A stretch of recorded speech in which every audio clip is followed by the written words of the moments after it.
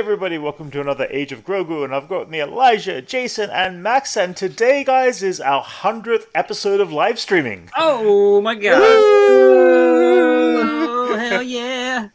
It's crazy we've got 100 episodes. It's been like forever in doing, and not constant, but it's like it's been kind of fun. It's like I've learned a lot about stuff like that. Thank you so much. Yes, 100 episodes. Look for this next sequel.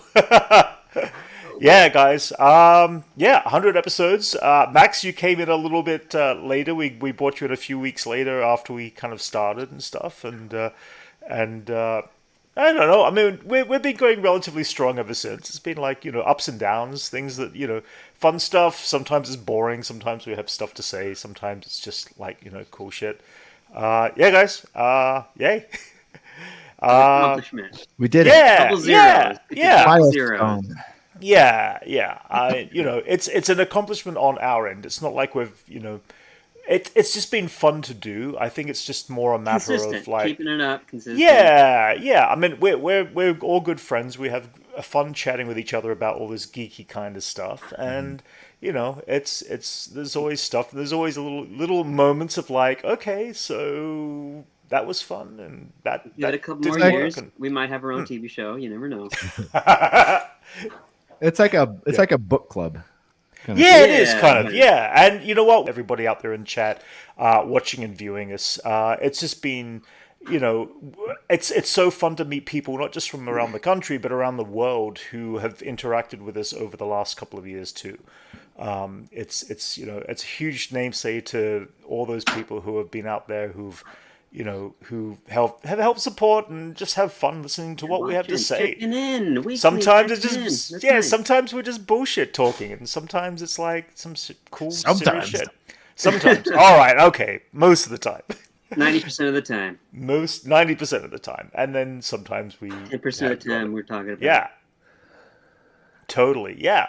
Yeah, guys. We've got a few little things. Nothing major planned today. Just like I figured we'd jump back. We'll wait for a little bit. We'll jump back and pull up like little moments of our first episode. Oh man, and it's gonna be looking at our old high school year. It actually will be. Yeah. Hey, Malloy, how you doing? I don't know, since you pulled up, I'm like, oh man. Yeah. Well, I haven't really put up clips. I'm just going to pull up the actual video kind of thing. It was just like... See how much less gray hair... YouTube. Yeah, that's it. Yeah. Actually, surprisingly, our first YouTube video for the live stream actually was September 21st in 2021. So that's like 3.5 years ago. That's kind of crazy. Which is kind of, whatever. Yeah, actually, let's do this. Here, let's add this. Yeah, we're going to add this. Here we go. Episode 1. Episode 1, yeah. Let me just play live reaction to. Yeah, this is a live reaction to our first episode. Man, we're just gonna do. We're gonna do the whole episode, guys. We're just gonna do like the opening. Hey there, everybody, and welcome to our very first chat. God, we're all so young. Live stream chat, and we have with us today. We've got Jason and Elijah. Hey guys. Hey, and yeah, I mean, hey guys, this is awesome. We get the chance to finally Elijah's still in the same place. Talk about what we enjoy. Except I can judge how many miniatures I've made in the last 3 years. Hopefully, there's only 2 up there. On the chat. Yeah, so glad to be here. Thanks for setting this up, Brent. Yeah, she's fun. Yeah, we've known each other for really about like 9 or 10 years now at this point, haven't we? At least 10. At least 10 for sure. Yeah, that's the cool thing. Yeah, we've really kind of enjoyed the same sort of things. We enjoyed the same movies, the same TV shows, stuff like that. So hey, everything I think I just said at the opening. Let's see. Consistency. Yeah. Wow, I guess it's consistent.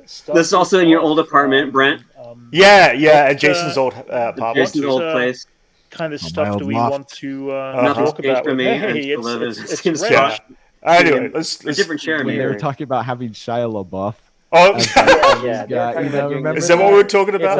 It's a long time coming in this one. And they finally did it. This is our Easter egg. I think he's mentioning Max. Running. Oh yeah. Which is a cool. Wow, we really haven't changed a bit, have we? that I've yet to check out. But like my friend Andrew, who I started Vogu with, is a huge fan of it, and Okay, nice. there's a lot of We're parallels to what we're the doing with the same T-shirt, Brent. the Vogu verse. I almost, yeah. Well, guys, I think we're an hour and nearly 10 minutes at this point. I do want to have a few quick special thanks.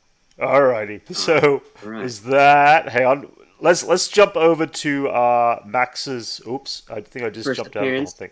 Yeah. First appearance of Max in issue Yeah. 12. Wait. Hey, what do you? Okay. The CGC Wait a second. 9.9 grade, near mint.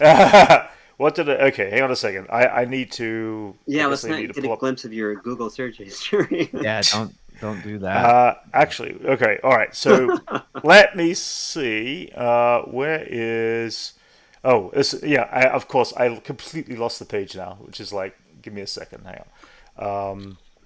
But yeah, guys. Any thoughts over our last 100 episodes that while I'm trying to find this up? It's been a journey. Whoop. Yeah, I looked. I've aged so much. I know. Yeah, I think we all have. It's like, but 3.5 years though. It's kind of crazy. This actually is our very first. Sorry guys in chat. Hey Anchorman, how you doing? This is our very first. Wait a minute. There it is. Yeah, this was our first cover page, right? For our very first live stream, and then Max came in on episode 8. But it took me like about like 20 something things to actually put Max in our opening kind of cover. Funny.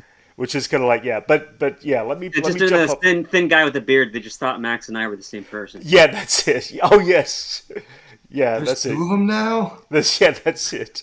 Yeah, wait. So here we are. We've got Max. Oh, hello. All right. Oh, Is that Miss Doubtfire? I think I just. All right. Hello. Wait. Okay. All right. Okay. Now I'm gonna pull up the thing. Hang on a second. Man, I am so screwed. Hey, I guess something hasn't changed. That I actually still f up the whole everything that I kind of set up. Here we go. All right. Okay. So consistently computer. Yes, I am very much so. Oh wow, that's All like right. the worst angle I could possibly be at. Before I had my actual I placed everything in a good spot. Yeah, your back wall just white. All right. So here. Oh, jeez. Are you making us hear the song, Brent? Again. Hey, everybody, and welcome. We are at another Age of Grogu, episode 8. We have with me again today Elijah and Jason, and special guest friend Max, who is with special guest friend. Where the hell that come from? Hey, Dylan in chat. How's it going, buddy? We've got Dylan in chat. This was before Max talked. Yes, this is his silent Bob. This is absolutely yeah. Honestly, pick crazy week. There's a lot of head nodding from Max. You need the silent Bob hands, the expressive silent Bob hands. Yeah, there's a very silent Bob element to Max in his first couple episodes. Seriously, like pick any moment where Max is there, and it's like there's very little words from Max. Well, what you don't know is that Grogu behind me is Jay. He's doing all the talking. It feels like it's an infomercial. Anyway. Either way, it's kind of fun. I thought it was a kind of. But yeah, like Max like rarely has anything to say in our first just episode. Like Silent Bob when he does open his mouth. That's it. Yeah, that's it. But now we can never shut him up. I mean, like seriously. That's the problem. That is the problem. Yeah, he got very comfortable very quickly, and now we just can't shut Max up, which is perfect because we need somebody who is our Marvel expert, and Max is our Marvel and doesn't expert. need to take a breath while. Yes, he's kept up with Jason very well. He's our lore librarian. Yeah. Totally. Yeah, guys. So we haven't been on for a couple of weeks between work and other few bits and pieces. How's everyone been? What's everyone been up to the last few weeks? Anything much? Did you see anything? Did you see any movies? Did we see any TV shows? I watched Poor Things finally. Oh. Okay. Poor Things. What do you think? Hilarious. Hilarious? Poor Things. Hilarious. Okay. We laughed at the whole thing. Yeah, it's got definitely a lot of dark humor in it. I mean, it's definitely, kind of a black dark comedy. humor. It's a comedy, right? Yeah, Isn't that yeah. what it's supposed- yeah. Mhm. It's so funny. Did all of Yeah. us watch it? Max, did you watch it? No, not yet. I just added it to my Hulu list when I saw it was Yeah. added. Yeah. It's funny because like me and Liz were just laughing at how much she like walking around Mhm. like Enzo. She's Right. probably studied her own kids, Yeah. Right. her own behavior. Yeah. Yeah. You know, and she was pretty spot on. But yeah, Right. it's so funny. Yeah. That and wait, what else did I watch? Oh, Oppenheimer. Which I Oppenheimer? thought was hilarious too. What? God, that was funny. Wow. Like, leave it to Oh, Justin and- to. On Beautiful top- women being like, Oppie, sleep with me. And he's like, I'm too important. I have to nuke Japan. Yeah, this like womanizer guy just stumbling his way into being one of the most important physicists Uh-huh. in the world. It kind of reminds me of like I also watched Napoleon, which I also thought was Right. hilarious. Okay. Well, I haven't seen Napoleon yet. Okay. Dude, it's so funny. Oh man, Uh-huh. these are all funny movies. Right. Okay. Yeah, Interesting. But I don't know. Maybe I don't know, Max. What do you think? Do you agree? No, Napoleon These- no. was, yeah, I know what you mean about Napoleon. Mm-hmm. It had elements of kind of bleak humor, like when Napoleon, it kind of framed Napoleon a little wrong with the humor, in my opinion, because there was like scenes with like he was throwing his soldiers into a room and running outside and being like catching his breath. It's like That was the it's funny. funniest. Okay. It's funny on screen, but that's like a horrible depiction of Napoleon, who was. Really. You could say a lot of horrible things about him, but he was a revered leader among his people and definitely seen as a common man among his soldiers. Uh-huh. Yeah. But the humor was funny. It just wasn't, Right. the best I portrayal. think it's just like Okay. Joaquin Phoenix, yeah.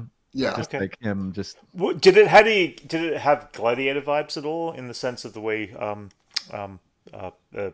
You saw him take down Rome, so kind of. Okay. All right. Okay. You Fair see the enough. fall yeah, of the Holy Roman Empire. cool shots. Okay. Kind of. Right. You guys ever watch Barry Lyndon? Yeah. No. Oh, Of course. I knew Elijah. Right. Oh, dude, that Kubrick, movie was awesome. the slowest of Kubrick movies. Brent would They be able to make make me like. slow. I agree here. Oppenheimer was not a funny one, but okay. All right. Napoleon. Yeah, Napoleon is funny, right? Okay. Yeah, but Barry Lyndon kind of reminds me of like the era, I guess. Mhm. Every frame a painting kind of deal. Yeah. Right. Like that's what's worth Okay. watching Barry Lyndon for. Fair It's enough. it's The just a shots visual and the masterpiece. lighting and Yeah. natural lighting and. Yeah, it's reference. The storyboards are probably just oil paintings. Mm-hmm. Like, Right. that's what I suspect from Barry Right. Lyndon. But there are moments where it just reminded me of that. I don't know if it was the era, Mhm. but it's like a period piece, and each Okay. frame looked awesome. Cool. But yeah, maybe I just thought it was funny because of Joaquin Phoenix. There's Okay. like, Fair enough. There's like in the room throwing nuts at the wall at one Right. point. And Yeah. then someone comes in, they're like, "Oh, sit back down." He like falls asleep. No, Like, a secret of dynamite. Oh no. That's funny. but like, yeah, it's just that's pretty funny, Malloy. But yeah, just like him, I don't know. We were just laughing at Joaquin Phoenix the whole time. Okay. Fair enough. Fair Hilarious. enough. But Yeah, they could have cast a French actor. I mean, Mhm. no one was French. It was the whole like tradition of just British people for Right. everyone. it's you know? like Valkyrie, that Tom Cruise. I never saw that It one. was Yeah. just like Valkyrie because Joaquin really. Phoenix didn't even speak with a British accent. He Right. spoke just Right. American the whole He's time. American. That's true. The He only was. American person in He just- France. Uh-huh. He was just Don't even Joaquin try. Phoenix. Everyone else Sure. is British. That's why it was so funny when he gave himself the emperor. It's like, bro, you're American. You're like American as hell. Uh-huh. Yeah. Mm-hmm. Yeah, it's like one of those. I mean, like we're kind of groomed through Hollywood to just Uh-huh. like accept that type of stuff. Like Right. even like Gladiator, like Uh-huh. they're all just speaking. There's like British. Everyone's just British. Just Right. the bad guys are British. Yeah. Yeah. Oh no, everyone was in that one. The Star Wars bad guys are British. Yeah. Right. Right. Did you guys? We all checked out Dune now, right? Or was Elijah? I still haven't seen Dune. You still I haven't mean, seen I it? rewatched Okay. the first one on Max Uh-huh. again, but Sure. I wanted to go, but I kept holding it off because I'd rather just go on IMAX if I'm going Fair to enough. take 3 hours to go see the movie. Fair enough. Wait, No, doing wait. your part, man. I'm trying to do Uh-huh. Dune what I can do. You're doing what you can. Picked up a couple days of work too this week, so I didn't have as much time as I thought. Okay, fair enough. Doing your get off my back about it. All right? It was good. It was. I mean, without giving any spoilers to Elijah, it was good. It was. I was entertained, but I still kind of like the first one just a little bit better. Part 1. Okay. crickets. Nobody's. Yeah. Okay. I still want to see it. I feels like I'm gonna like the second one more because I'm still about the first one. It's just not grabbing me. So. Max, you had your opinions on part 1, part 2. I did love it. I don't want to get too critical on it. There was some. I don't want to get into spoilers. There was some changes in the book that definitely threw me off. That I'm still not the best with. That's still just a little, I don't know, shaky on some of the elements that they changed. Right. But I did overall love the movie. I saw it twice within the first week, and I've seen it twice. By the time I turned to Brandon, my friend Brandon, I said, "This is like a 15 out of 10 movie," because it's just, even though like some parts I didn't vibe with, it still hits you so hard. Sure, yeah. And Jason, your thoughts? Oh, masterpiece. There you go. Yeah. Oh, we had very somewhat conflicting thoughts on it, but we all agree that it was a beautiful piece of work. Part 2 is equally as beautiful as part 1, I felt. But there was a few things that just didn't work for me. Actually, a lot of the things that didn't work, little things that didn't work, seemed to be what Max kind of referred to as stuff that was changed or taken out of, because it felt like we were missing a few beats along the way of part 2's story. And that was just, that was my thought at least. Yeah, because they took out huge sections of the book, including like a child him and Cheney had, and just huge things in the book. Like they took out all the mentats from the second part of the book. They're just huge plot elements that they kind of removed. That you could kind of tell were at one point maybe in the script, maybe not. Him and Cheney's first child, but definitely the stuff with the mentats and how it was definitely shot, from what I understand. Yeah. Max is just explaining stuff that wasn't in the film. Yeah, I was just saying stuff that's not a spoiler. Actually, maybe it is a spoiler, technically. I don't know. No, I mean, no. I think people were pretty safe to say that he wasn't going to adapt some of the weirder stuff and that wasn't less significant. Like worm babies. The key to enjoying it is to not expect things, I guess. Totally. It's just with everything, huh? Yeah. But yeah, I don't know. It's one of those things where like I was happy they took certain things away from the book because it would have been too weird, you know? Yeah. So I thought it was a good balance. # spice orgy. Fair enough. Yeah, guys. Other things. Academy Awards are actually tonight. Any thoughts? Any thoughts on what Best Picture? Hang on, let me pull up the Best Picture list there. I'm just kind of curious. I still think it's crazy Barbie wasn't nominated. So many now. Yeah, that is definitely annoying. What? It wasn't? Barbie was that not was a huge nominated. deal. She was not. She also wasn't nominated for Best Director.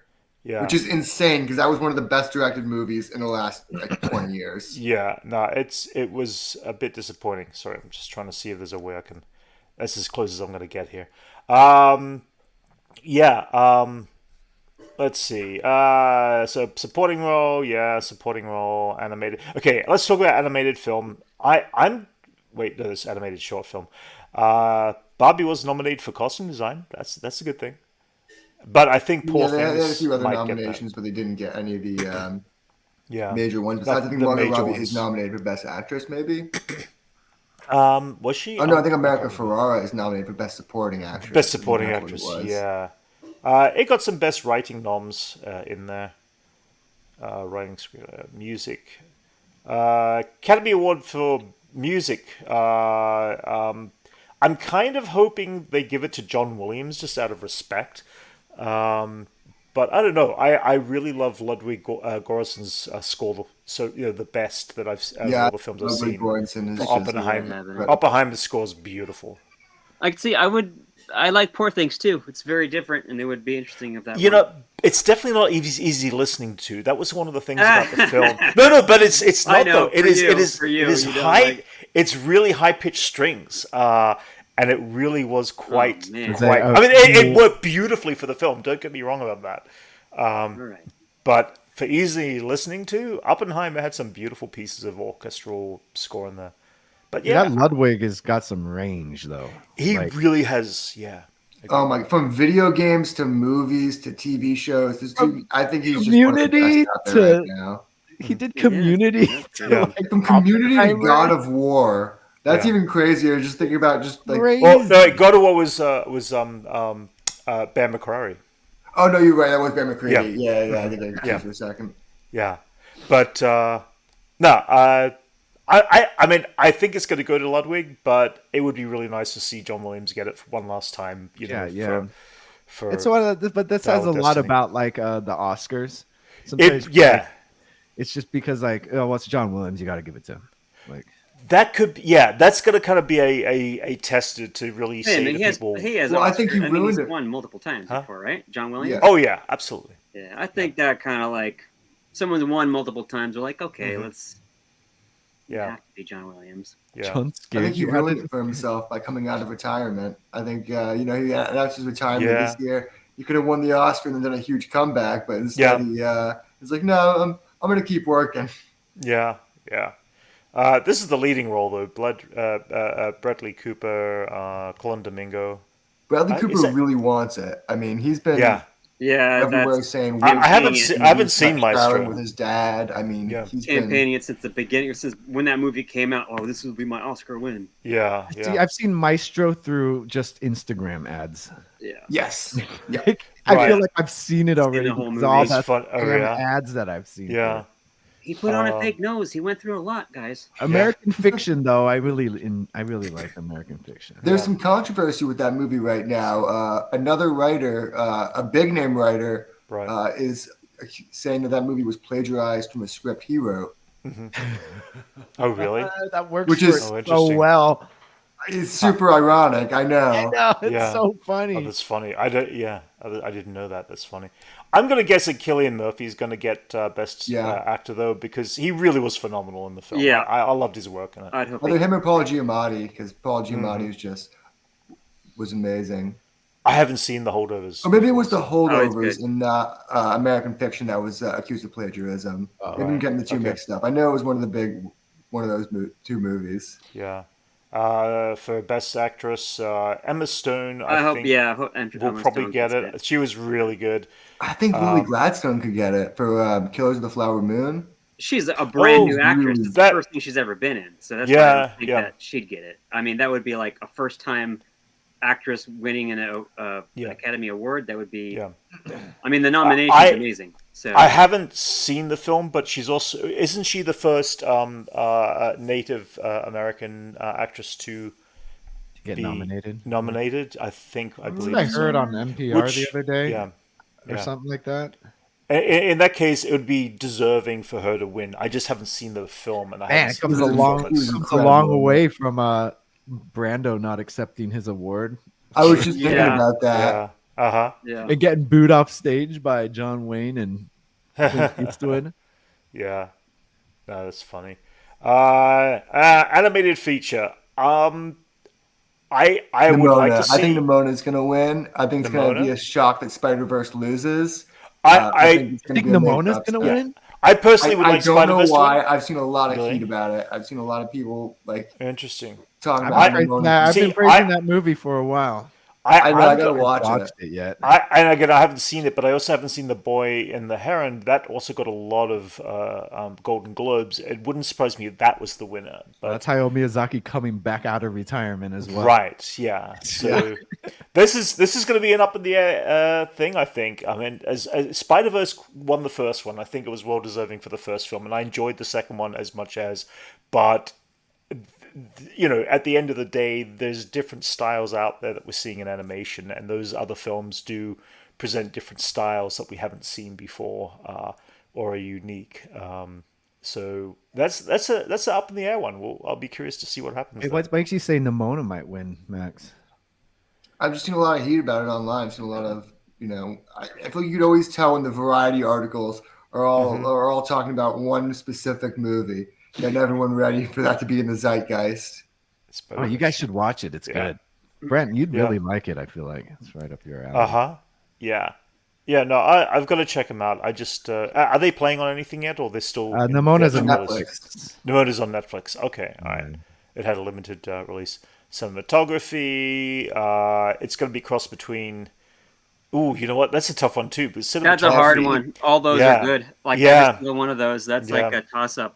yeah, Because I could see each one of those definitely like being very strong contender. yeah. That actually might be the hardest one to Oppenheimer will pick. probably get it though. I'm guessing just because of Cinematically, it was nice. It was good. I mean, like it was good. Better than good kind of thing. But I don't know when you consider cinematic. And again, I haven't seen Killers of the Flower Moon, but the trailers, everything looks beautiful in open wide spaces, and that's crazy, man. A comedy getting nominated for cinematography. Huh. Interesting. Poor Things. Poor Things was mix the comedies and the musicals are like one thing now. So now they like it mixed. Yeah.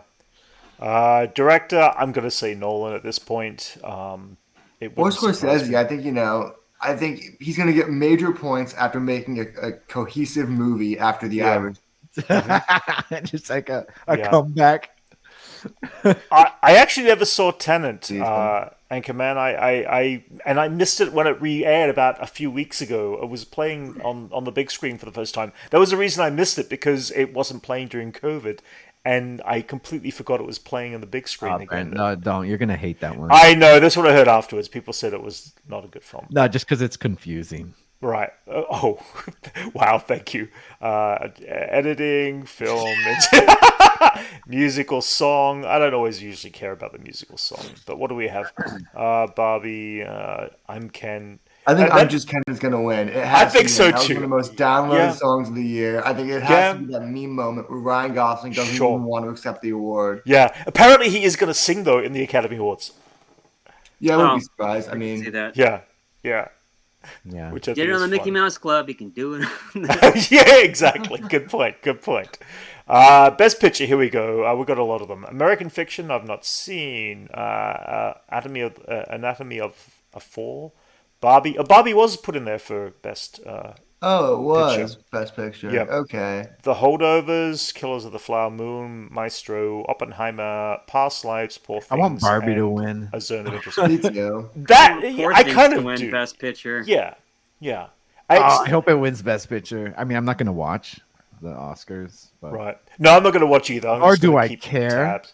No, but at the same time, it's like, I always now kind of looking to see what is political when they're doing these announcements and what is genuinely the film that really honestly deserves, that the film that deserves it's never usually nominated, so.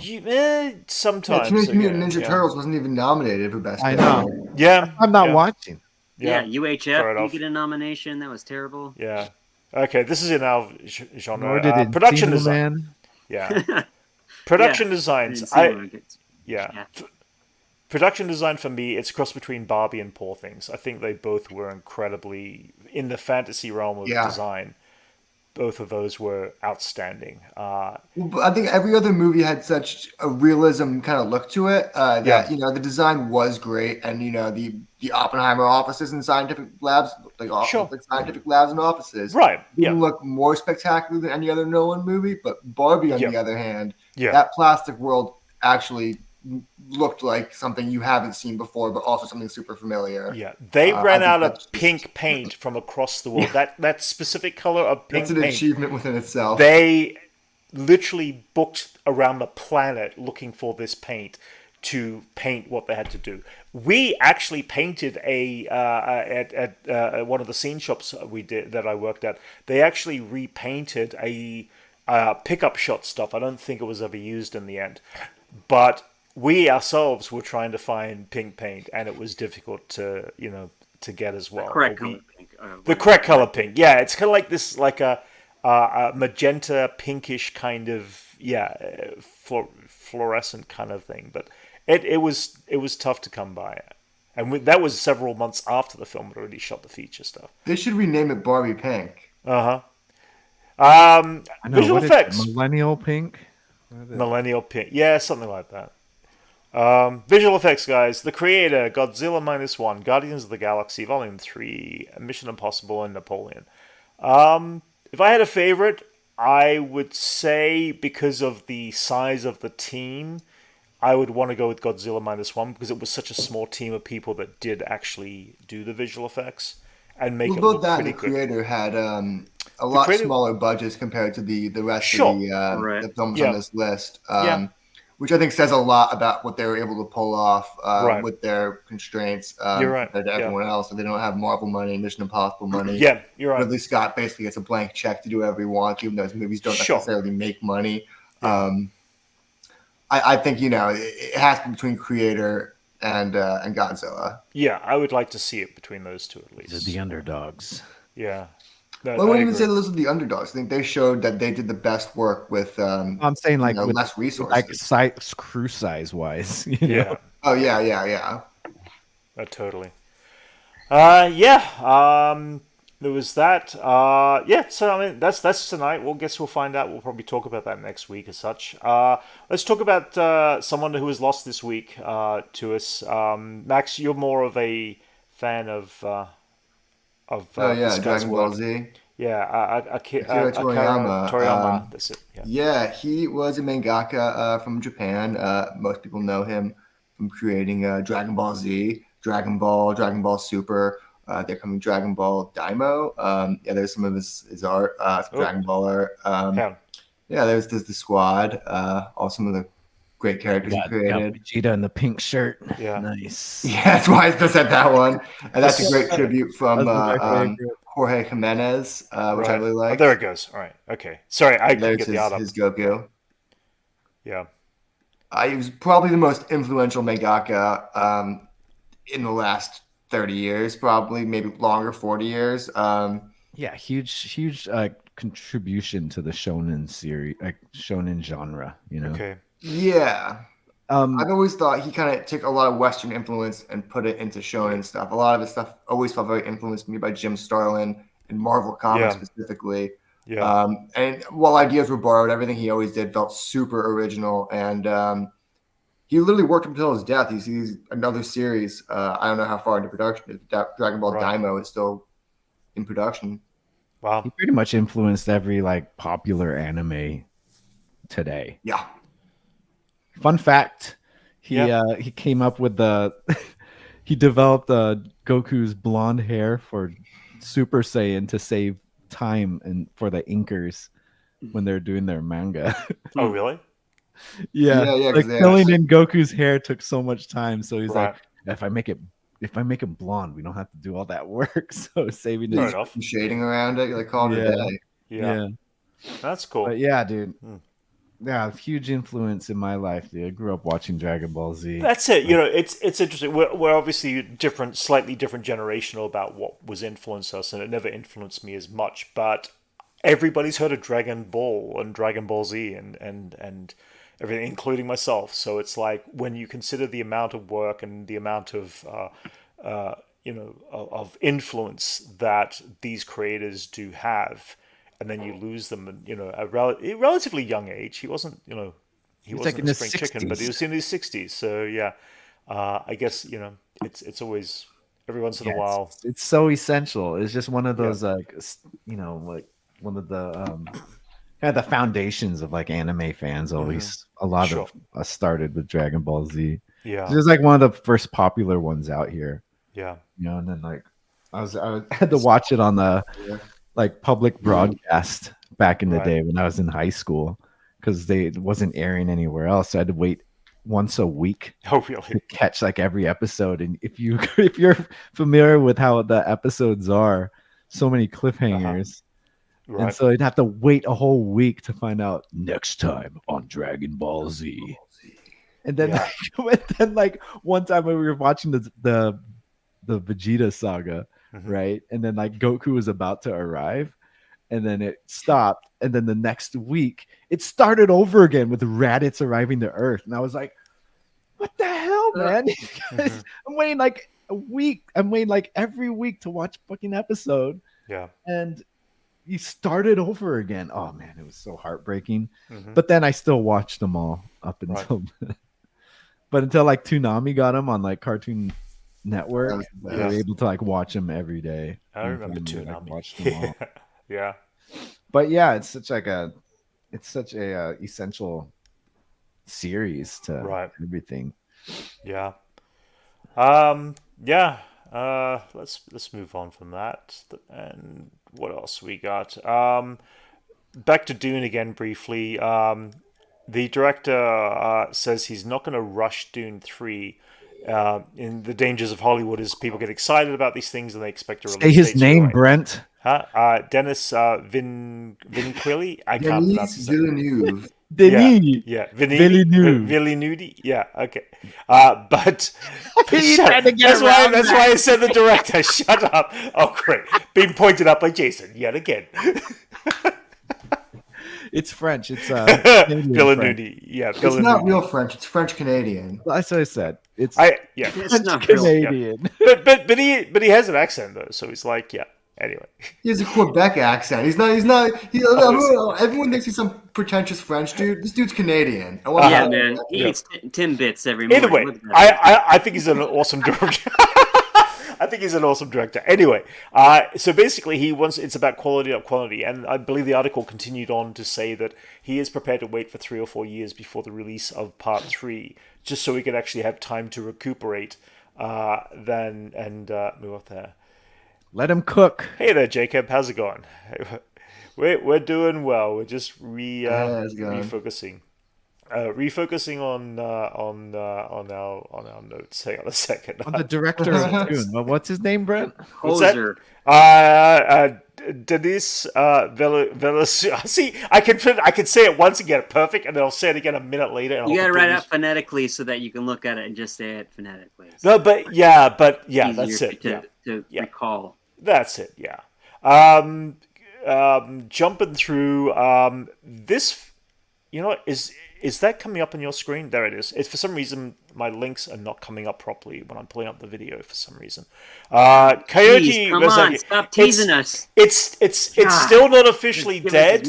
But here's the thing: this is what Warner Brothers are now doing. They're just not mentioning anything about it. They tend to do this phase about where they suddenly are in a situation like this.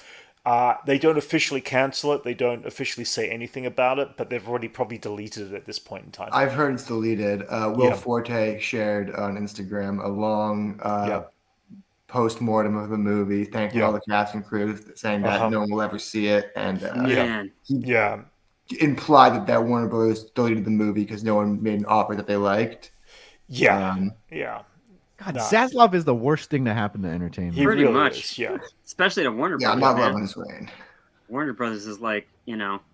You've seen it 6 times? Dragging it down to the You're ground. crazy.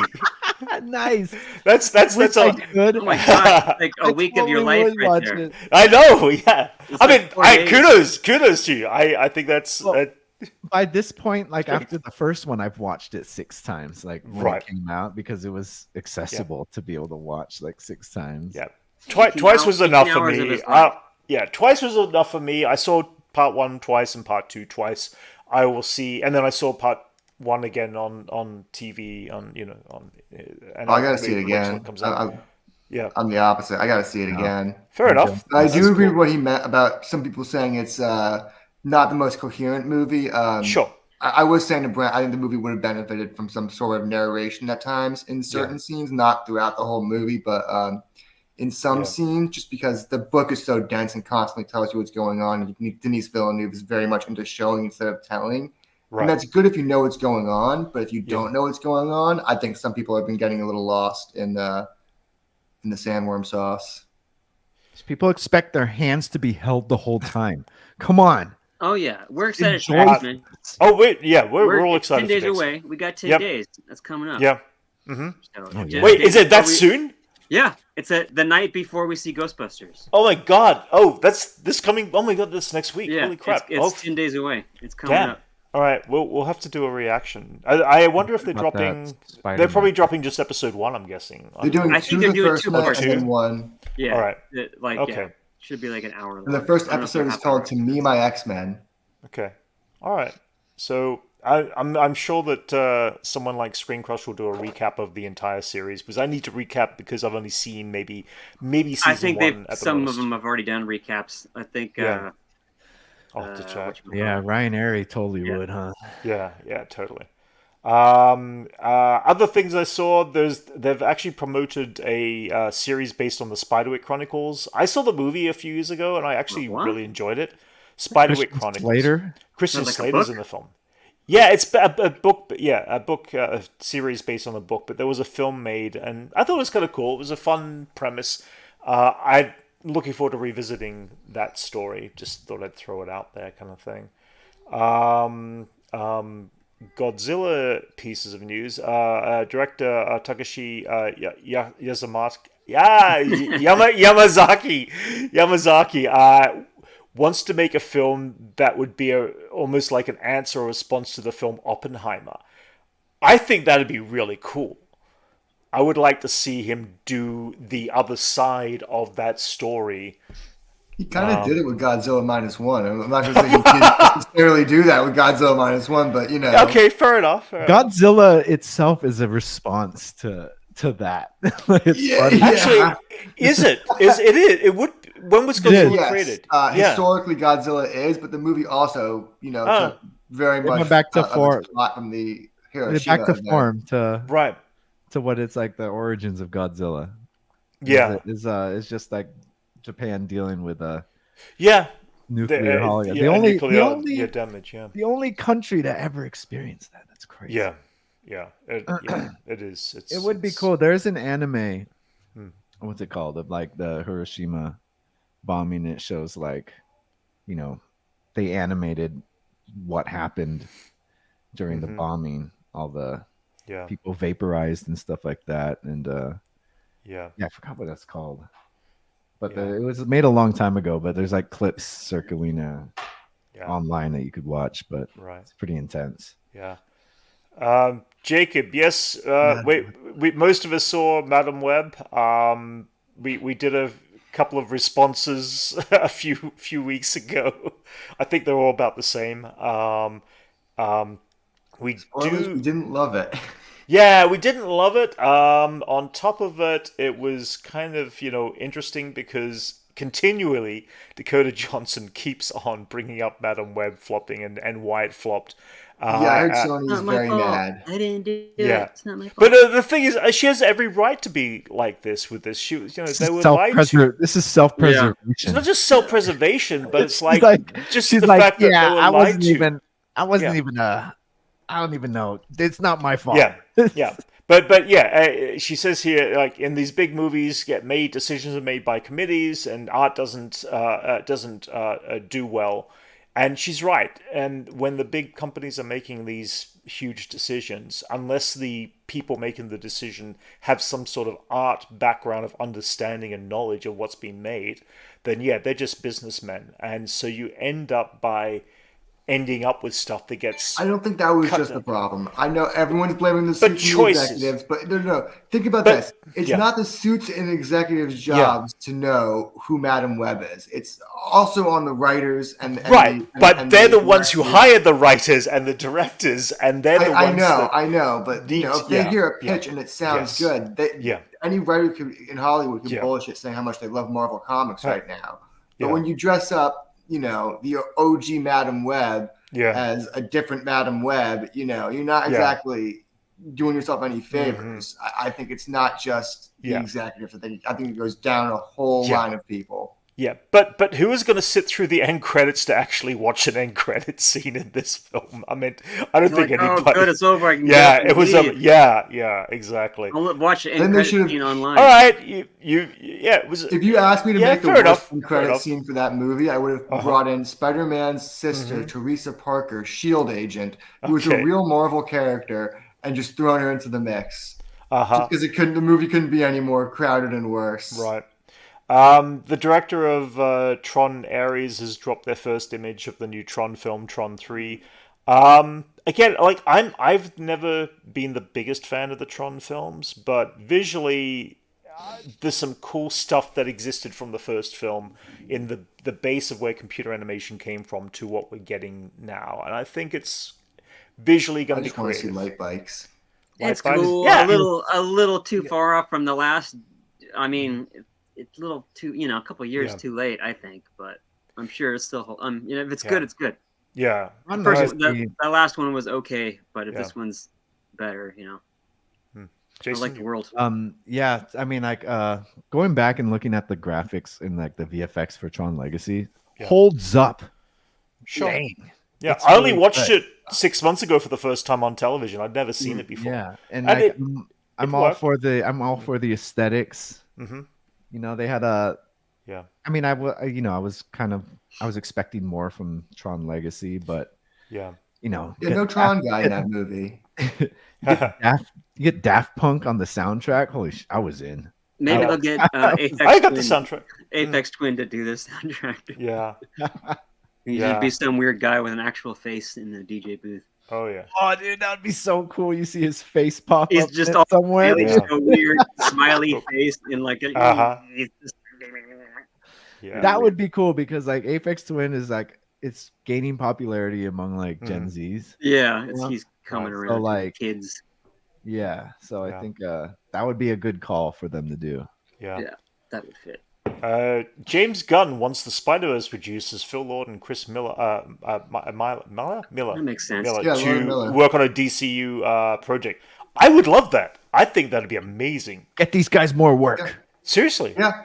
I love them do what they do. Yeah. A Plastic Man animated movie. Yeah. Yeah. Okay. So those guys would do Plastic Man right, and it would be cool. That would be cool. Yeah. No, I mean, I'd be down for that. Like, yeah. Yeah. That'd be cool. Yeah. James Gunn's also posted the first image from set. It's got nothing to do with the actual set, just location, really. I mean, that has a lot to do. That's the Fortress of the Fortress of Solitude. Yeah. They're shooting in Sababa, Norway. So. And James Gunn did confirm that's the Fortress, which is interesting. Yeah. Step ladder if he needs to use it. He's got all that stuff. Well, when they showed us Superman's logo a few weeks ago, they actually had snow on the actual logo, and that was actually a production shot. So they obviously, dropped some real snow on there. Now, the other thing that was interesting that popped up this week was that James Gunn's wife briefly mentioned that Peacemaker, in fact, was being worked on this summer. But then James Gunn just elaborated this morning. Okay, for some reason, my links are not opening up. Why is literally I'm having trouble pulling up the images from these things here. But anyway, James Gunn did say that season 2 of Peacemaker is actually going to be canon to Superman, and it's going to be released after Superman is released. Okay. But it also is going to be that the first season of Peacemaker is not canon to this. Okay. So I don't know what that means exactly. I think it just means that the stories aren't going to link up. Yeah, or connect. He met the previous Justice League already. Right. They're literally they're in the show. Yes. Yeah. They established so much stuff with the previous and a lot of the previous DCU lore. That's the one compromise he has to make is that he has to get rid of all the canon for that show. It doesn't mean that they can't have that development kind of run through in season 2. But it just means that it's not going to be the exact same universe, because it wouldn't make sense. Yeah. So that also now leads to believe how is he going to rewrite that, and is he going to rewrite that? Yeah, and if anything, it says that Peacemaker is so good, that it could withstand any like universe change. Sure. Yeah. And they'll just come back to it because it was that good. Yeah. Yeah. Totally. I agree. Oh, that show's so good. Yeah, it was good. Oh, look, now it pops up. What the heck? It's like, anyway, so that was the article that I was trying to pull up. No, do you see the article? We've seen it this whole time. Oh, really? See, the whole time, Oh, really? Yeah. See, it has, because it's not showing on my stream for some reason. I don't know why I've got a lag with it. All right, so jumping ahead, Joker 2, and again, it's like I can't actually read the article because it's not showing up. Does anyone see that article? Has ballooned to $2 million. Okay, call it up because I can't read it. Okay, yeah. Dang, that's $10 million more than Dune 2's budget. Yeah, that's great. Yes, crazy. Yeah. What does he need the money for? Line in pockets. Yes. I think it's just gets a bunch of producers. Is he shooting on location in New York City though? Because that gets insane. Yeah, I'm not sure where they're shooting where they were shooting specifically. 200 million in. I know. 200 million is a huge budget. I don't know why he needs that. That's the most a movie gets these days. Like Dune 2 was 190. Right. Yeah. It's crazy that Joker has higher budget than Dune. Yeah. For his art house Joker movie, which isn't even art house anymore. $200 million budget. Yeah. Anyway, it's line in pockets, man. Producers. Yeah. Yeah, it really is. Basket for they know where the money goes, and where the money's going is going, right to the producers' pockets. It seems, because it seems like they're going to keep it in the same time period. So there's kind of there is a time period element to the film, but I don't see how you could. I know. You're trying to rationalize all the period accurate cars and costumes, but still 200 million is insane. Yeah, but I know. Compared to the fact the first one was $60 million, and it looked gorgeous for its look and style too. I mean, that's what made it, work so well. It's like it seemed like it was in a low budget period kind of feel, but it worked so well. For $200 million, you better have a crazy cameo like Obama or something in it. Yeah, I know, right? Are they throwing a whole live Broadway and filming that? There is a song number, right? Apparently, so which again, Lady Gaga played 200 million. We could list all this stuff, but for 200 million to be necessary to film this thing, there's nothing that comes close to. We could be wrong. We haven't seen the trailer yet, so we don't. Yeah, we haven't seen the trailer. I'm trying to wrap my head around it. Oh, totally. Yeah. What could cost this much for a movie like that? They go to Arrakis. Yeah, they literally go into. They're shooting some of it in space. Yeah, there you go. Yeah, maybe there's a fantasy thing to this whole thing. I don't know. Michael Keaton has said that he's seen Beetlejuice Part 2 and really has enjoyed it. I'm excited for that. Great. Yeah, that's. I mean, no, but it's like as actor in a movie. Yeah, again, I can't read this article again. It's like I'm pulling them up because I pulled them in there, but I can't see it on my screen for some reason. It's up there. It's there. Yep. But anyway, I just can't read what's on there, so it's like the specifics. We'll talk about Bad Batch in a few minutes, Jacob. We'll jump there soon enough. Marvel. Okay. It seems like Deadpool and Agatha Harkness are coming out in the same month. Is that right? I mean, maybe. I think they can Sure. probably try to capitalize that Deadpool's Steam to have a show running that is just something different that people watch Disney Plus. Yeah. Either way, I mean, that's cool. And they're both this year. Oh my goodness, that's coming up soon too, a few months, kind of thing. Again, I am not seeing any of this, so it's not reading. There it is. Yeah. Okay. All right. So again, I can't see it for some reason on my end. I don't know. Yes, we know, Brent. Thank you. I'm just letting you know. Sometimes it'll pop up and sometimes it doesn't. Spider-Man. What does this one say, guys? Because I can't read it from here. Marvel Studios. Because they're bringing in Miles. Oh yeah. Okay. Spider-Man 4. They want to. Yeah. I think that makes sense, though. I mean, I don't. I think they need to have at least one more movie of Spider-Man standing on its own. I think he hasn't been a very street level hero. Yeah. I think they need to just let Spider-Man be Spider-Man for a quick second before he brings in someone. He also is a little bit too young for it. I think Miles makes sense once Peter's graduated college. It doesn't feel like the student anymore. Yeah, you're right there. Be that adult Spider-Man who's kind of mastered being Spider-Man. And then I could be able to teach Miles and give Miles the lessons he needs to be able to be Spider-Man, and Miles can be able to learn from him. Does Tom Holland's Spider-Man need to die for Miles to take over? Do you think? Miles' initial story, yes, but I'd say in today's day, probably not. I think there's been enough variations of Miles that haven't lost their Peter. Right. But that is the traditional story. Is, Peter dies, and Miles takes over. Right. But I also don't love that origin because it's just he puts on a mask because he's influenced by Spider-Man and has the same powers, and everyone tells him it's disrespectful until he has to learn what it takes to be Spider-Man.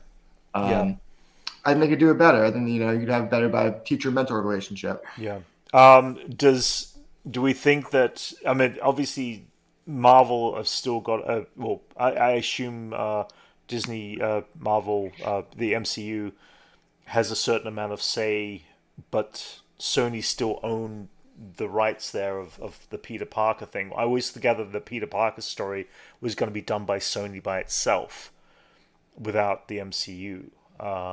It sounds like this continual back and forth when they use Tom Holland's Peter Parker now. I think the rules are pretty solid right now. I think Spider-Man is firmly in the MCU. They're allowed to use offshoot characters in their own properties. Right.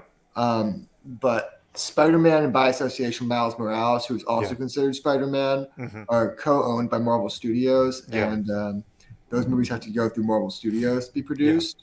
Right. So I think what the fight isn't about what universe it's in or what universe the stuff's going to live in. It's more about what do we do going forward to maximize the potential of these characters. From what I understand, Kevin Feige wants a street-level Spider-Man, and Sony wants to do more multiverse stuff in the hopes that they could bring in some of their characters from the Sony multiverse. Right. And I could see why Kevin Feige wouldn't want to do that after Madam Web. Doesn't want to be guilty by association. Right. But I think firmly the next Spider-Man stuff is going to be in the MCU. It could be more rooted. Well, not more rooted. We could be less rooted in the MCU. It's going to be more standalone stuff, but it's still going to be within the MCU. Yeah. So we'll move on.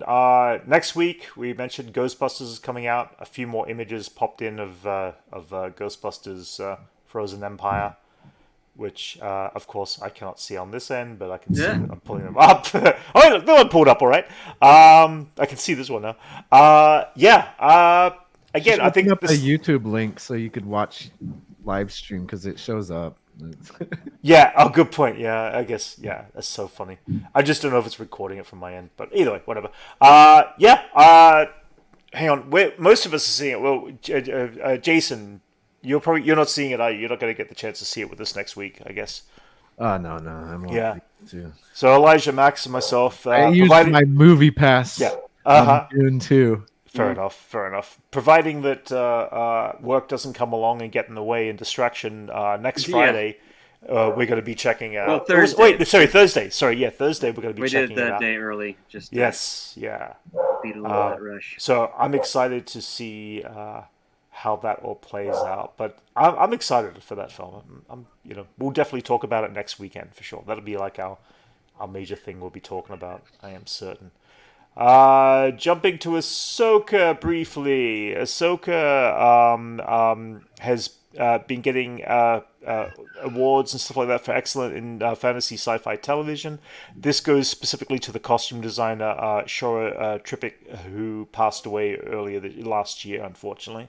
But she's done all of the Mandoverse TV shows since the beginning. So my cousin went to her funeral.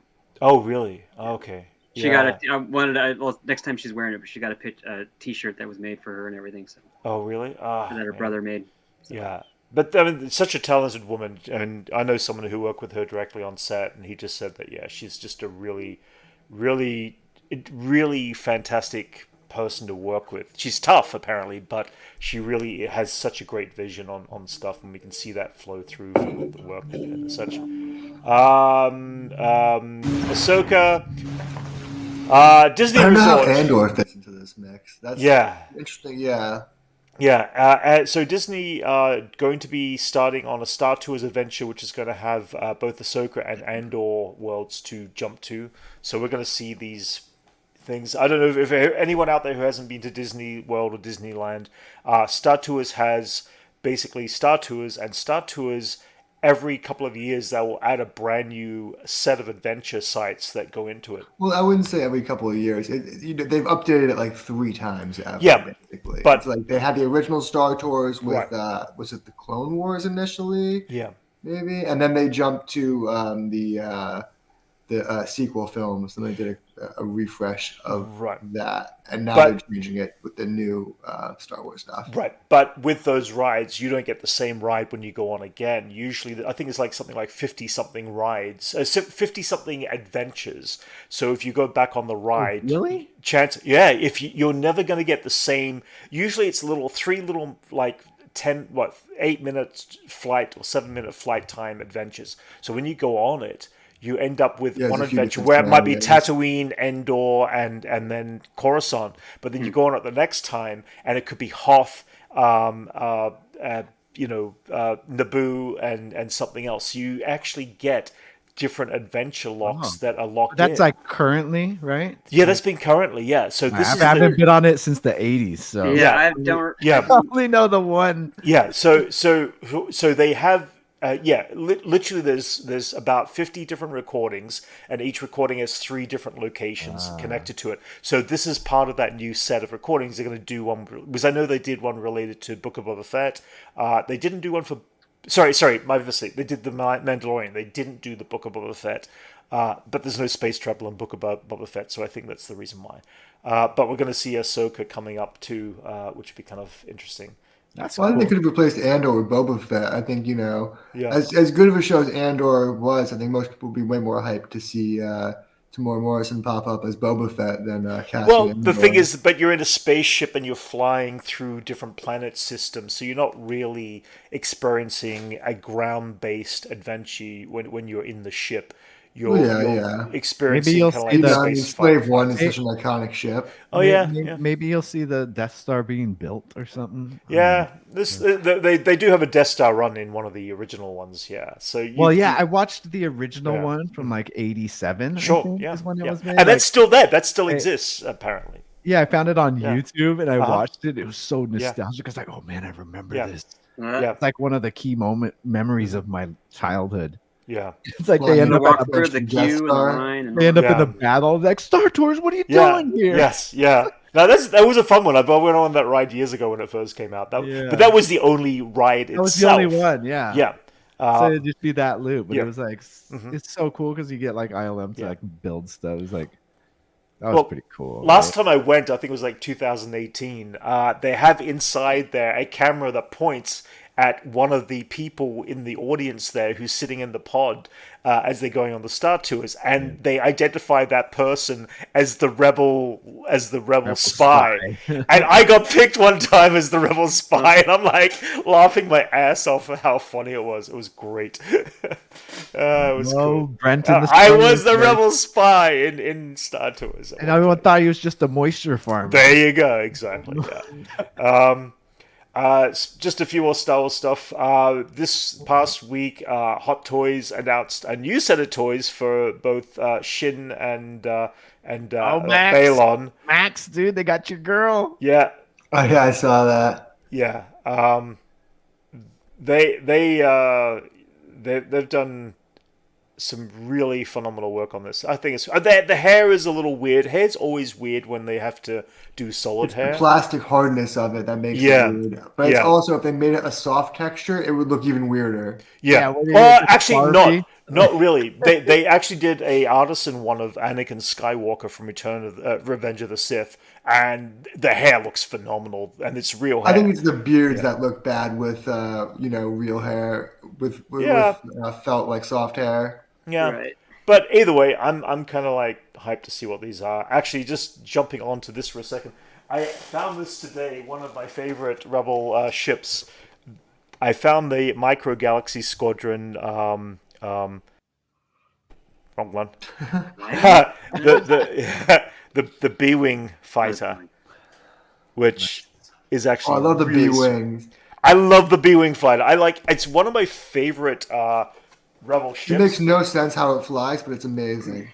It's cool. It's one of those things. It's like I finally found it. Like it's been hard to find because they've been releasing all the new ones, but they've been impossible to find at this point. When you did that VR game at my place, the Star Wars flying thing, did I put you in the B-wing? I think I was in an X-wing from memory. I could be wrong. All right, yeah. They added a B-wing much later. Yeah, I was terrible at that game. Just say. It's a hard one. It's like an actual fight sim. Use the Force, Brent. There you go. Yes. Other Star Wars news, guys, that dropped this week. Anthony Daniels is going to be giving up a considerable amount of his merchandise. I haven't been working in a while, and I need some money. No, I don't think that's it. He's been working a lot. He's like the one Star Wars actor who's been through pretty much almost everything. He gets all of that. I think it's just going. Yeah, I mean, but it seems like they're going to be. Who needs to add another credit onto their resume? I'll just be a C-3PO forever. Yeah. Wait, so who got it? Was it like? Oh no, it's going up. I think it's going up. I was just thinking it's gonna be some dude in Dubai gonna have that extra. Right. Probably. Yeah, it probably will be, but it's he owns like a lot of Star Wars stuff and a Batmobile. Oh really? Oh my goodness. No, what's funny about the collectors like that who have more money than sense, though, is they don't always understand what they're collecting. Someone will have a low grade Action Comics #1 they got completely fleeced on, and be convinced it's like one of the top copies in the world. Right. So it's always funny where these big pieces end up. And Max, it's just pocket change for them anyways. Yeah. It was nothing for them to buy that anyway. Right. No, so one dude I'll buy it for my nephew's birthday. Yeah. Back to your palace. Yeah. So we got a graded comic at Action Comics #1, graded at a 1.0, and he said it's going to be worth billions someday. I'm like, dude, that's like, it's one of the hottest comics you could ever get, but at a 1.0, that's rough. Yeah. It means everything's just falling apart. Yeah. Other quick Star Wars news, guys. Angela Bassett has been seen going in for auditioning for a upcoming role in something in something Star Wars. We don't know if that's I'm going to assume it's the Rey film. But she did well in that world. She was great in Black Panther. She was great in Black Panther. Yeah. Yeah, she's good at blending into those worlds and still being a great actress and not feeling like, oh, this person's just in a Star Wars film or in a Marvel movie. Yeah. Yeah, no, nominated for Black Panther. Yeah, she was. That's funny because like John Mulaney was like winning Best Writer for a Reddit comment. Getting nominated for an MCU film. Yeah. Winning a Pulitzer for a Reddit comment. Yeah. So last year, you know how we got they released Mandalorian on Blu-ray and should I say 4K for the first time, season 1 and 2. They actually have releasing Kenobi, Andor, Falcon and the Winter Soldier, and Moon Knight. That's the next batch of. I wonder if those were the most streamed shows. No, they seem to be just releasing them all in order. It seems like. I guess no. Does that mean Andor comes with like commentary? Actually, what was it? There was no. Andor is not getting anything major, I don't think. From what I read, I know that Kenobi is the last episode of Kenobi is getting a commentary by the director, but I don't know what behind the scenes of Andor that were being released. Let's see. Just might buy that. Yeah, but it's just footage of what's his name swimming. Yeah. trying to swim. But anyway, that's so interesting. When was the release date for that again? You know what? They did. I think it was later this year. I think there was a release date, but I can't remember exactly when. I'd actually get Andor and Winter Soldier, Falcon Winter Soldier. I'd totally be down for that. Not Moon Knight. No, that's no. Yeah. I saw Hideo Kojima gave a glowing review of Moon Knight this week. He praised that show more than anybody I've ever seen. I mean, I like it. I think it's better than Obi-Wan. Yeah, I just think Kojima saw something everyone else didn't see in that show. Yeah. That's cool. Kojima's just praising Moon Knight. I like that. But either way, I mean, I'll probably pick up the Kenobi and Andor again. As I said, I like the hard copy material, so I'll pick up. Did you hear? You heard me right. Kenobi. Yes, I'm going to pick up Andor. Okay, Jason. I don't hate Kenobi. I just hate what they did to him. I know. It is a little rough watching these. Like, here's a nostalgia trip show. The first 5 episodes he's going to be a sad sack and not do any cool Jedi stuff. I've got friends who are in Kenobi, so sorry. Anyway. I like the show. Yeah. Acolyte is currently set to. Okay, this is only rumor, by the way, guys. But apparently, Acolyte is set to release June the 5th. So I'm going to put this out there again. It is just rumor, but people are sneaking out information, it seems. So if that's the case, we'll be getting Moss always Acolyte been in the cast? I guess so, yeah. I don't remember ever hearing that. I feel like I would have remembered if Trinity was cast in Star Wars. Yeah, I think she's always been. Yeah. Oh yeah, that's true. Her and like her and the Squid Game dude are like the first people I heard were on that. We should be getting a trailer soon for Acolyte. We should be. I know. Maybe we'll be getting it this coming week. I don't know. It's got to be soon. I mean, if this series comes out in June as it's setting, then maybe we'll get it in May. We'll do it'll be May 4th. It'll be a May 4th drop. Yeah, all we have is that leaked a month beforehand Star Wars Celebration that we watched a bunch of times. Which looks really cool. Yeah. Which we haven't seen. Oh yeah, I mean, no. Yeah, but that leaked trailer of Acolyte that has I mean, what trailer? Oops. Yeah. Yeah, exactly. Oh man, I can't wait for that. I hope that's good. Yeah. So Max and I, we've been catching up on the Bad Batch, watching season 3. So far, with 5 episodes in. Just talk about briefly. Season. Huh? What's that? They're cruising through the season. It's going by so fast. Yeah, we've got 2 episodes that dropped this week. A 2-parter. I'm assuming this is the episodes that will be having a Sarge Ventress in it. As a season, I'm enjoying this season because the Ventress is popping up in it. You saw the trailer. She's in the trailer. Yeah, she's in the trailer. Yeah. She's got hair now. Yes. Yeah. Oh, I'll join you for that one reaction. Okay. All right. Well, providing I'm not working the next day, so it's a 2-parter. For an hour. So you go what? Yeah. So you could thirst over Ventress for an hour. Yeah. You know. I'm just curious to know how she comes back, because she dies in the end of the Clone Wars in the book. She comes back somehow. Somehow Ventress returns. That's going to be the Star Wars explanation for everything. So yeah. It wasn't confirmed. And that is why Mace Windu will never return. No, I think Mace Windu could somehow return. He's just been walking. They got to keep at least one of them dead. I don't know why Brent's against Mace Windu returning. He was just became a Windu washer. Yeah, but he was walking the earth. You know, Samuel you're okay Jackson with every other thing that Star Wars does, but this one little thing you're gonna have a problem with. Then it would be a guarantee that everybody lives, no matter what. But how many people have been in that same situation in Star Wars? Have gotten their hands That's what I mean. Off, at least keep thrown at in Star Wars. That's basically giving them a second life. If your hand gets thrown off a window or a ledge, it basically means he's gonna be fine. Except Mace Windu. We could worse happen to people and they come back. We could the thing is, half. That's the thing. Like we could blame George Lucas, because it was really George Lucas who ultimately said, yes, let's bring more back from the dead in this fashion. And technically, I think it was an amazing thing, and it really was.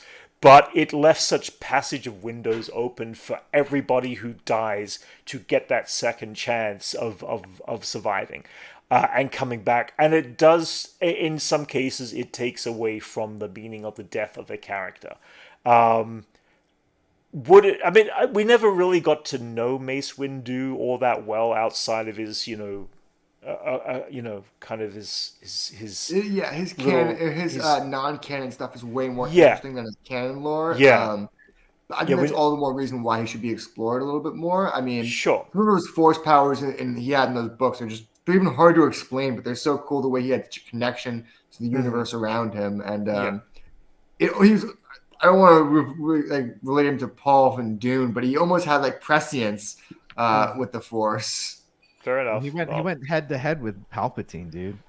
Okay, fine. The moment I say it, there's the moment it's going to happen. Let's say that. Okay, let's have Mace Windu come back from the dead at some point.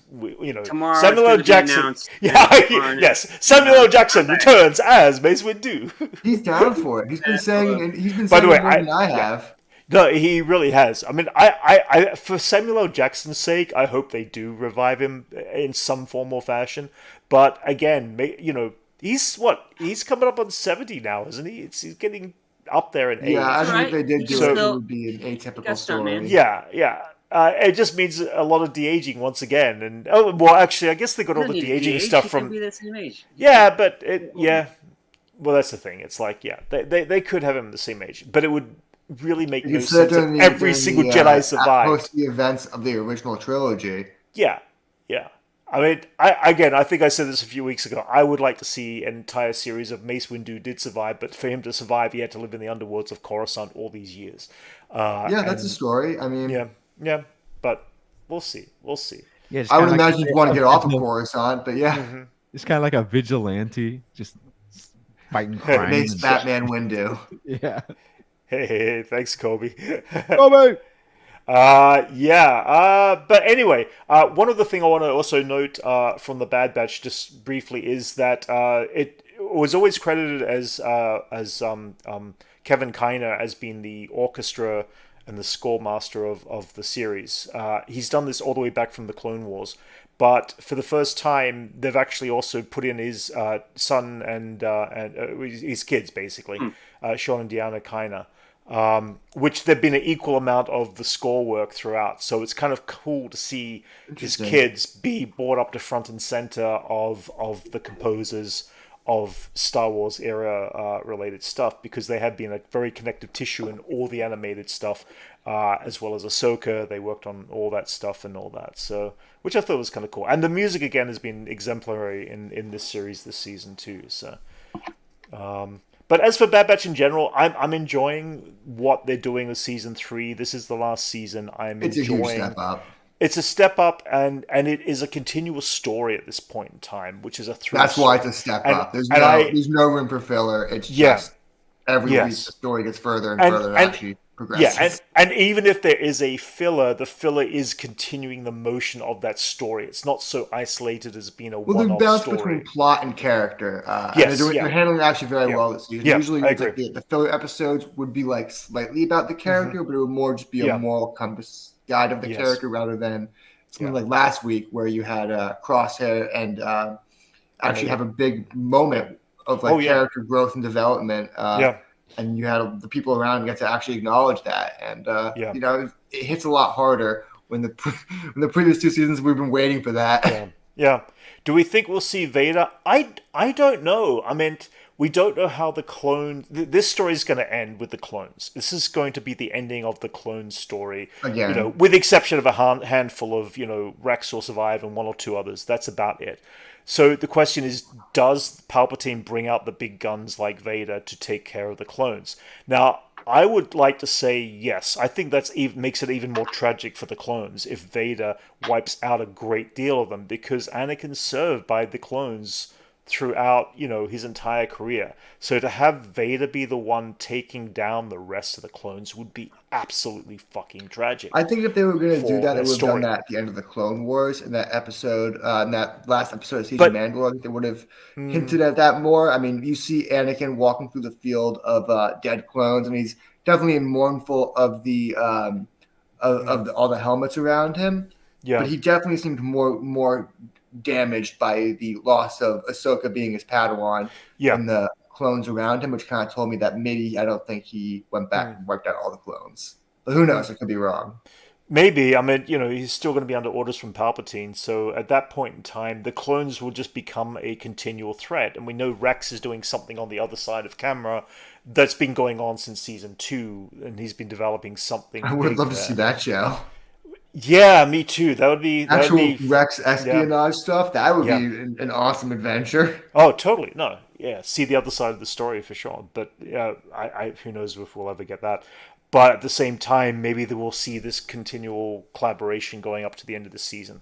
So we'll see. And again, I'm enjoying season 3 more than I enjoyed season 2. Bradley Baker to play all those parts. Oh, I mean, give him any Star Wars series. Give him any series. I mean, he is so fantastic at whatever he does with his voice work and everything. So, and I'm sure we'll be back as eagerly in Peacemaker season 2. I'm sure. because he voiced the voice of the bird Eagly. I want you to get paid to make eagle sounds. Yeah, that's it. Exactly. Yeah. For 2 days in a studio. Absolutely. Yeah. We'll see how much Alan Tudyk gets paid for every role he does in all the Disney cartoons. Yeah. Yeah. I think he's got like a contract. It's like if there's an animal, we have a Tudyk on retainer. Yeah. Especially if it's a character that's supposed to make people uncomfortable. Yeah. Side story before you get to the Last Airbender talk, because we'll kind of end up on Last Airbender. Just briefly, today is Mario Day. Yeah, Mario Day. And there was an announcement made by the creators that they have actually joined Illumination have joined forces with Nintendo and partnered in a new animated film based in the world of Super Nintendo. Theatrical release for April 3rd, 2026 in the US and then other markets. Mario Kart. They need to do a Mario Kart Fast and Furious style Mario Kart. Yeah. Yeah. Well, so much stuff in this first Mario movie. Like we got like Donkey Kong, we got the whole kingdoms, and cool. Mario Kart stuff. Yeah, I mean, I think they're gonna do Luigi's Mansion. Yeah, that would be cool. Well, they kind of did something like he was separated and like went to like a big castle, so that was like kind of a nod to like storyline. That's what it felt to me. Right. But like, I mean, we've all been saying this from like the beginning. It's like, is this just leading to Smash Bros? I would love that. It would make no sense. The story's incomprehensible and incoherent and doesn't make much sense because in that Smash Bros universe, all the characters are already toys. So it's like it's just layers of nonsense. Well, I mean, like Smash Bros movie would be a lot of fun. It'll fun. be portrayed in a way, not necessarily like exactly. Yeah, that's what I mean. Is that you have to change all the lore? That never happens, Max. We know that. Like nothing ever. No, the Mario movie was pretty consistent with the Mario lore. I mean, it was. I know, but like when they take their liberties when they, make things for like a movie. Yeah. So I'm sure. Yeah, because we've talked about that before. It's like, wait, are they gonna fight this giant hand? like the I'm lore. Sure they'll do a way of making it work though. Oh, weird. Yeah. There's no way you could do it exactly like that because that would just establish that Mario's just a toy from the beginning. But then if you take away all the aspects of the toys, then it's just a Nintendo character battle royale with no real meaning. They have to find some way to, make it coherent. Characters are knocking each other off the screen, and that's what we're looking for, right? That's what we watch things for. It's possible. It wouldn't. It would be weird. Being the case, there are more Mario films coming in the future, which is, I enjoyed what the movie was. And again, non-player, non-gamer, it's a massive success, and it was a very big success. Yeah. Both on the big screen and on network, on streaming services. So it made billions. Cool. Yeah, it's crazy. I mean, it's such a huge IP. That was like one of the someone's always making billions one year. Sure, yeah. I mean, but at the same time, it's people are invested in that too, and they're invested in wanting to see films on that sort of thing, and it is amazing the amount of. I think Mario was that gameplay the right films. moment though. It's not just that it was a great film; is that it crossed over so many generations and so many different types of audience members. Yeah, and nearly everyone has some connection to Mario, even if it's just knowing about it in passing. That it was, I don't want to say too big to fail, but it was done with so much respect for the character that anyone who has any interest in that wanted to go see it because it just felt like the Mario they already knew. Yeah. Even with Chris Pratt doing the voice. I thought it worked fine. It didn't bother me. Yeah. We all had the rage when it first was announced. We're like, what? That's Garfield too now. Yeah. People have a lot of rage about going into something that's a year out. Superman for being the perfect example. People are raging about the uniform and the costume and this and that. And it's like, just wait for it to release and just, if it's a bad film, it's a bad film, then rage about it. But if it's a good film or if it's released at the right time and it works for people, then accept that too. Don't try jumping into something that... You should tell them, Brent. Tell them. Just say, yeah. I mean, I went into this. I went into this hyper excited. At the same time, I'm really glad that there were that stuff that happened in this that worked. And with the Avatar: Last Airbender, uh, at the end of the day, I enjoyed what they had to give us. Um, at this point in time, it's been number one around the world. It's done They extremely announced more well. seasons too, 2 and 3, right? They officially announced Yeah. 2 and 3 See it all. coming out. So, and they just How are they gonna released get that into main kid? Not, I mean, they got to film it quick before that kid ages, or like the Yeah, kid's not already- supposed to well, grow. You know, five it's supposed to years. be the same age forever. Well, they already said, okay, so there's an underlining story in the animated show about a comet that will give the firebenders immense power when it comes across, and for a period of a day or something like that, they will have more firepower than they've ever had before to conquer, and that gives Ozai the chance to want to defeat the rest of the benders across the. Sorry, yeah, you're right. Spoilers for the future. Of the That's like the whole plot of the show. Spoilers for the animated show, but. But I did read just recently in the first season they purposely avoided saying anything about this comet in the entire first season because they knew the actors were going to age. Yeah, they knew that the actors were going to age, so they knew they were going to evidently setting a passage of time for the actors to get older because these kids were. It was 2 years ago when they shot the series. 2 years later, season 1 comes to fruition. Teenagers or young adults by the time they he's already like he's 14. He's he's gonna be 18 when the season ends. Yeah. Well, kind of. Cigarettes. But at the same time, they prepared that, so they said, well, let's make this real part of the story become season 2 and 3, and we can incorporate that together and hopefully get to shoot it back to back. And it looks like they've got their wish. It did so well. Here's a comparison to other shows in the chart. The Sandman at its point in time, One Piece at its point in time, and Avatar: Last Airbender is currently just trailing above One Piece. Just over halfway, or just a little bit over halfway? Well, just from where, from comparison of this right. of days of release. Yeah. It's still super impressive for Sandman. I mean, that's actually like an R-rated adult show compared to the other book. It's super niche. Compared to the other IPs, like I know it's like somebody put those next to each other. It's like right, yeah. I wonder. I'm kind of curious where Stranger Things throughout the seasons exists. Probably way above. I mean, that show's on a different level. They're able to have like 3-hour episodes, and no producer said shit. Yeah.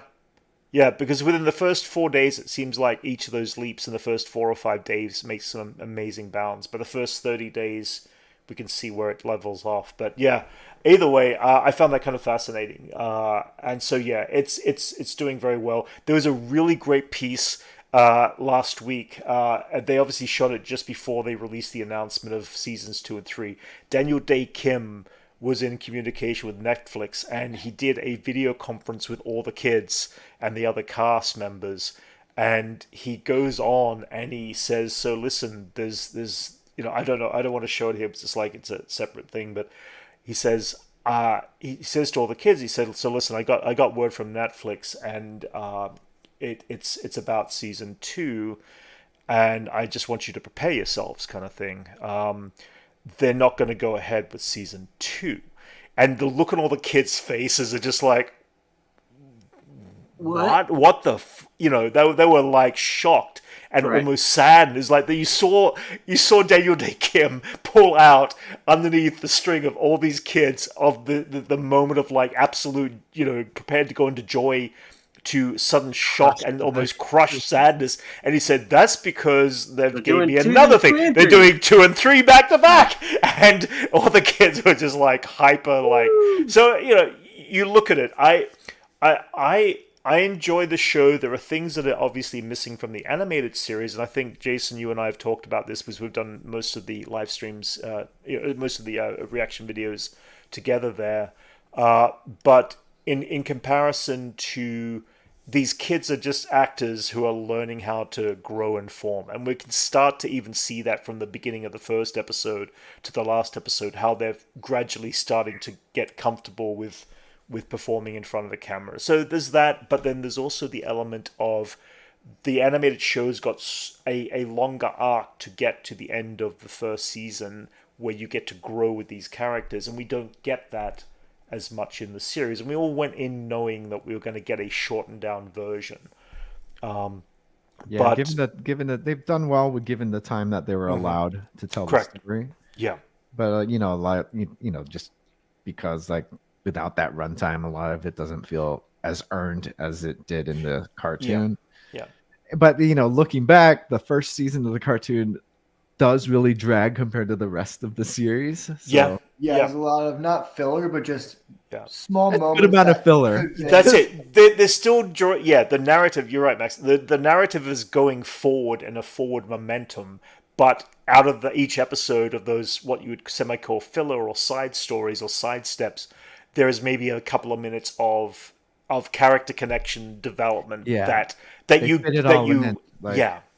like every character's grow in every episode and even in the fillers. But like but given what they had, like the graphics, choreography, top notch. Everything. They're just lucky they did the same amount of episodes as One Piece to make. Yeah. Right. Yeah. That's like an impossible goal to try to adapt One Piece because you can never get to that ending. I mean, now my big thing is, Elijah, you haven't finished the last 2 episodes. Yeah, Elijah, you haven't finished the last 2 episodes yet, but from what you've seen in the first 6, from someone who's never really watched The Last Airbender before, what are your thoughts on it being as a coherent story arc? Because we know other stuff. Yeah, I'm aware that you guys know the whole history of it. I mean, I liked them all. That I felt, I didn't feel. I felt like just watching it for the first time. I'm, got used to the characters. Episode 4 stood out to me. Yeah. Just because that gave a little backstory, and there was a good connection between him and his friend or whatever. Yeah. That grew old or whatever. Boomy. Yeah. Which that one really stood out to me as just being. That was a fun one for me. Yeah. I mean, that one I liked a lot. That was totally stood out while I was watching. I'm like, whoa, this one's like a lot better than the other ones. I think maybe just because of the storyline and the gave some backstory, at least for me, first time viewer, of like kind of knowing what some of that was. Yeah. So I like that one the best. I still haven't watched the last 2 episodes, but I'd be curious to see what you think of how the first season finishes up there. No, there was some good moments. I still think some of the strongest story arcs that were not in the animated series was seeing the backstory to Aang's of the Airbender temple collapsing and falling, because we never got that in the animated show. We only just got that through word of mouth. The first episode. Yeah, which was like a 15-minute scene, but that caught me off guard. I was not expecting to see that the show opened with something I haven't seen in the Avatar. The Last Airbender. But it gave us something new to look at. That's what I liked about it so much.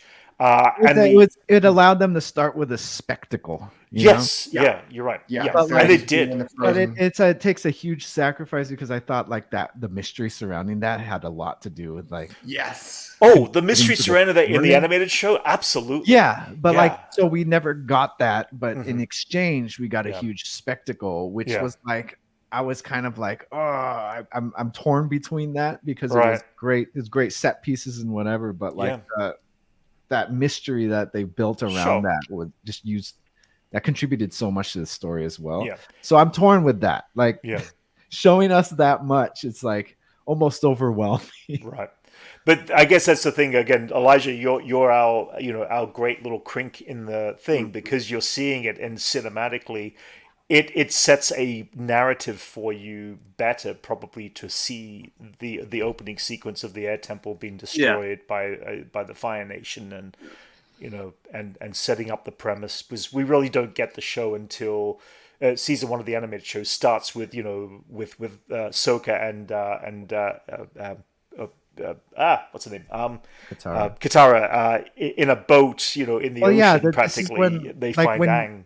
That was specifically for people who are familiar with the lore Oh yeah, because you already know what's going to happen. You already understand it. Yeah. It's like, well, it might as well show you how it all went down. Well, they don't have time to do that. Yeah, it's proven they don't have time to also fill us in as they go in this particular Netflix show, which again is fine. That was for me. the slow cook of like the animated series that allowed us to like. Yes, it's like we don't know. Yeah, like the lore going into it led us into the next episode, wanting to know more. It was a slow cook, for us. Like Aang we didn't even know he was the last Airbender at first, and then we find out what happened. He was just a random kid, in the ice, But as far as critiques go, it's just a lot of telling instead of showing with a lot of dialogue is just too much. It was like I was like, it could be better, It's like opposite of Dune. Right. Yeah, I was about to say it's the opposite of Dune. One of the things makes sense for a show directly aimed for children or younger audiences because they need to know what's going on. And they kind of need to be force fed a little bit. And especially with the runtime, like they're not going to be able to show everything, make sure everyone's getting all the details. It is cool that we get to see people die in this episode in violent death. So we do people get burned to death in this show, which is like whoa kind of thing. And the action is crazy good. The action, like the bending technique stuff that they do is fantastic. Visuals. There's a huge focus on like the CG, like the VFX and the choreography, dude. Yeah. Way better than that other like film. A great showcase of like how good choreography is for TV shows. Sure. These days.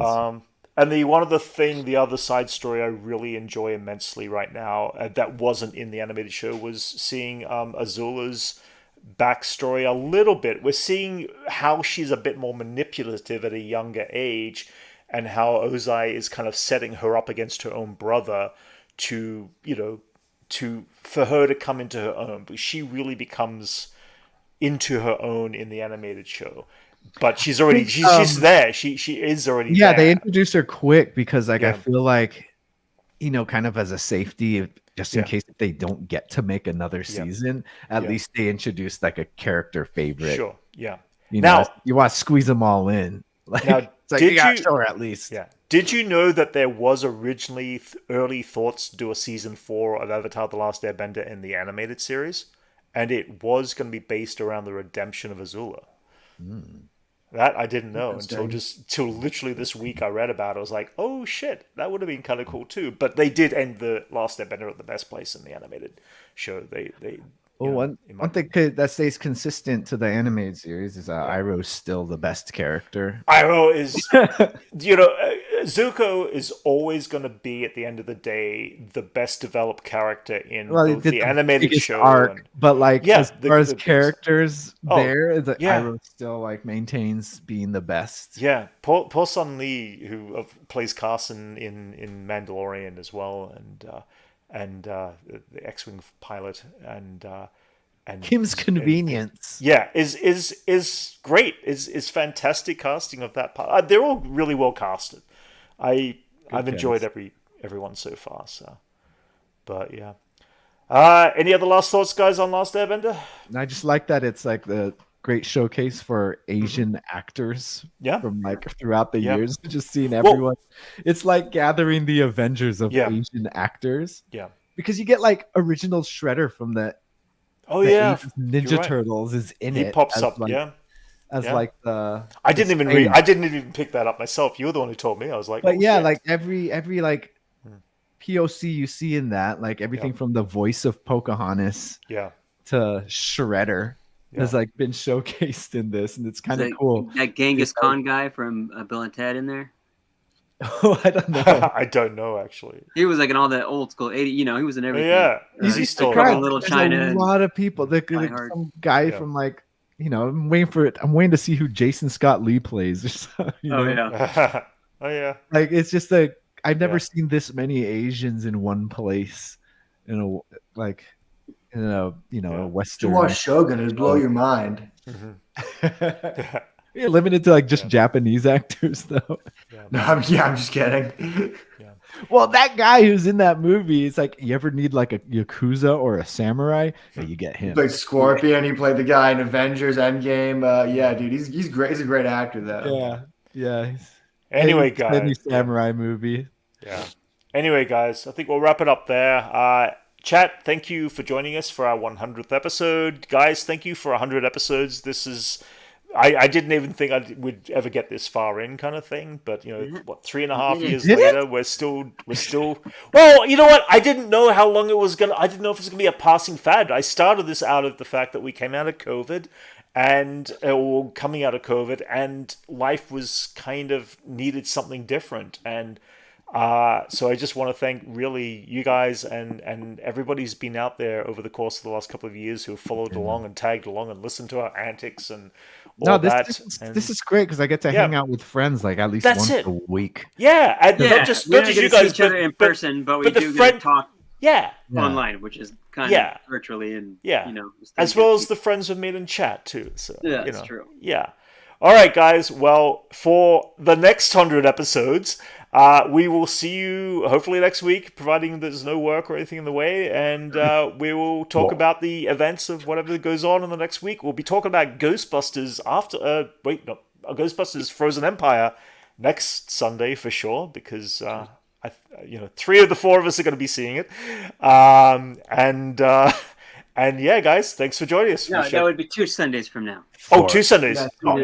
Okay, 2 Sundays from now. All right, we'll be excited for it next Sunday.